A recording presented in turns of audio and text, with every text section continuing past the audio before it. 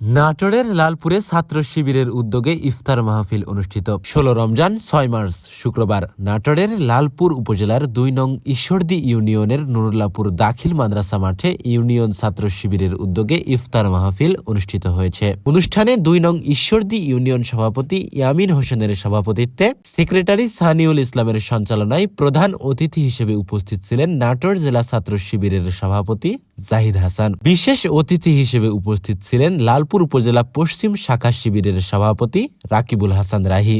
এছাড়াও উপস্থিত ছিলেন লালপুর উপজেলা পশ্চিম শাখা শিবিরের সেক্রেটারি আব্দুস সালাম, লালপুর উপজেলা শ্রমিক কল্যাণ ফেডারেশনের সভাপতি আমিরুল ইসলাম, ২ নং ঈশ্বরদী ইউনিয়ন জামায়াতের আমির গোলাম রব্বানী সুমন সহ স্থানীয় নেতাকর্মী ও সাধারণ শিক্ষার্থীরা। ইফতার মাহফিলে দেশ ও জাতির কল্যাণ কামনায় দোয়া ও রমজানের তাৎপর্য নিয়ে সংক্ষিপ্ত আলোচনা অনুষ্ঠিত হয়।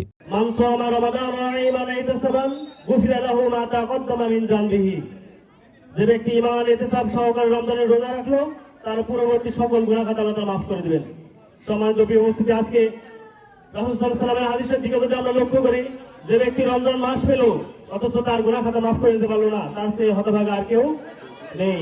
ইসলামী ছাত্র শিবির এমন একটি ছাত্র সংগঠন, স্রোতের বিপরীতে চলা ছাত্র সংগঠন, যেখানে আল্লাহর আইনকে বাস্তবায়ন করার জন্য নিজের সর্বোচ্চটুকু দিয়ে চেষ্টা করা, একাডেমিক ক্যারিয়ার পড়ালেখাকে সমৃদ্ধ করা, আদর্শ এবং চরিত্রবান রূপে নিজেকে গড়ে তোলার জন্য সর্বোচ্চ চেষ্টা করা হয়। তরুণ ছাত্র সমাজের কাছে ইসলামের আহ্বান পৌঁছিয়ে তাদের মাঝে ইসলামী জ্ঞান অর্জন এবং বাস্তব জীবনে ইসলামের পুনর্বিন্যাস সাধন করে আল্লাহ সন্তুষ্টি অর্জন করায় বাংলাদেশ ইসলামী ছাত্র শিবিরের কাজ।